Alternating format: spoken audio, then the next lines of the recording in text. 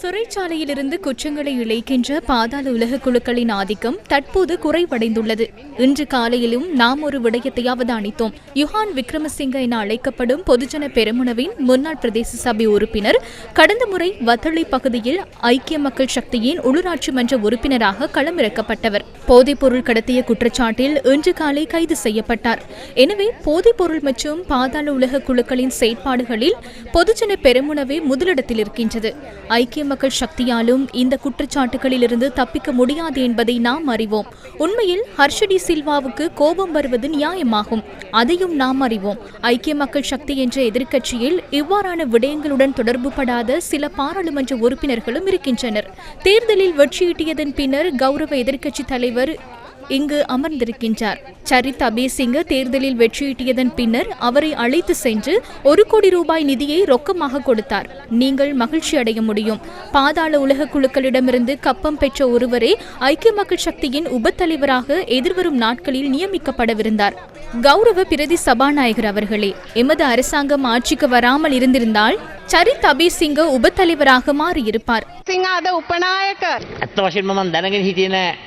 உண்மையில் கௌசல்யா ஆரியரத்னவுக்கு எமது கட்சிக்குள் பதவிகளை தீர்மானிக்கும் அதிகாரம் கிடைத்துள்ளது என்பது எனக்கு இதுவரையில் தெரிந்திருக்கவில்லை. பலவத்தையிலிருந்து கட்டுப்படுத்தப்படுவது போன்று எமது கட்சி கட்டுப்படுத்தப்படுவதில்லை என்பதை அவருக்கு கூற வேண்டும். மக்கள் விடுதலை முன்னணியுடன் தொடர்புடைய எந்த ஒரு அரசியல்வாதியும் இதுவரையில் போதைப்பொருள் கடத்தலிலோ அல்லது போதைப்பொருள் பயன்பாட்டிலோ சிக்கவில்லை என உங்களால் பொறுப்புடன் கூற முடியுமா?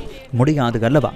தவறு செய்பவர்கள் அனைத்து பக்கங்களிலும் இருக்கின்றனர். எனவே உண்மையில் ஏதேனும் ஒரு குறைபாடு ஏற்படும் போது அதற்கு எதிராக எடுக்கப்படும் நடவடிக்கையை மதிப்புமிக்கது.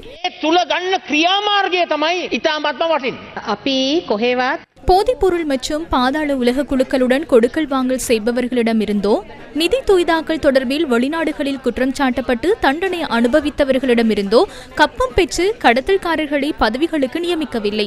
செயற்குழுக்களிலும் அவர்கள் இல்லை. ஜனாதிபதி தேர்தலின் பின்னர் பொது தேர்தலில் சரித் அபேசிங்க உங்களுக்கு 1 கோடி ரூபாய் தரவில்லை என்பதை முடிந்தால் நிரூபித்து காட்டுங்கள். ஏன் இவ்வாறு அப்பட்டமாக பொய் கூறுகின்றீர்கள்? கல்வி அறிவுள்ள ஓரளவு முதிர்ச்சியடைந்த ஒரு அரசியல்வாதி என்றே நாம் உங்களை இதுவரையில் நினைத்துக் கொண்டிருந்தோம். உண்மையில் நீங்கள் இவ்வாறு பொய்யை, வதந்தியை, ஏமாற்று வேலையை செய்ததை இட்டு நான் ஆச்சரியப்பட போவதில்லை. ஏனெனில் மக்கள் விடுதலை முன்னணி பொய்யுரைப்பதில், சொல்வதில் முதலிடத்தில் அல்லவா இருக்கிறது. அங்கு இருப்பதும் வெறும் பொய்யர்கள் கூட்டம் அல்லவா?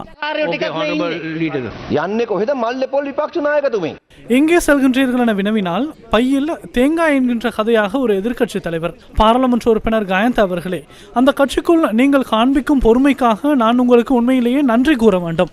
அதாவது உங்களுக்கு எழும் எந்த உணர்ச்சியையும் வெளிப்படுத்த முடியாமல் மாட்டிக்கொண்டு பொறுமையோடு செயற்படுகின்றீர்கள். அது உண்மையில் பெரும் ஆச்சரியமாகும். நான் அன்று கேட்டதை போன்று அவரிடம் மீண்டும் பெயர்களை கேட்கப் போவதில்லை. நீங்களே பெயர்களை கூறுங்கள் என கூறினால் உங்களின் மானம் கப்பல் ஏறும். எமக்கு எதிராக ஒரு குற்றச்சாட்டை முன்வைத்துவிட்டு பெயர்களை கூற வேண்டியது அவர் அல்லவா? கௌசல்யா சரியாக கூறினார். இல்லை என்றால் இப்போது கொடுக்கல் வாங்கல் செய்து அது ஒரு வகையான பயங்கரவாத செயலாகும். அது ஒரு நிதி மோசடி. அவ்வாறாயின் பெயர்கள் திட்டவட்டமானவை. இப்போது எதையும் கூறாமல் எம்மிடம் கேட்கின்றார். நீங்கள் போதைப்பொருள் கடத்தலில் ஈடுபட்டிருந்தால் பெயர்களை கூறுவீர்கள் என கேள்வி எழுப்புகின்றார். அவ்வாறாயின் அவரை மகிழ்ச்சிப்படுத்துவதற்காக நாம் சில பெயர்களை கூற வேண்டும் போல் இருக்கின்றது. அவருக்கு பெயர்கள் தெரியாது. இப்படி ஒரு எதிர்க்கட்சி தலைவர் கிடைத்ததையிட்டு ஆளும் கட்சி என்ற வகையில் நாம் மிகுந்த மகிழ்ச்சி அடைய வேண்டும்.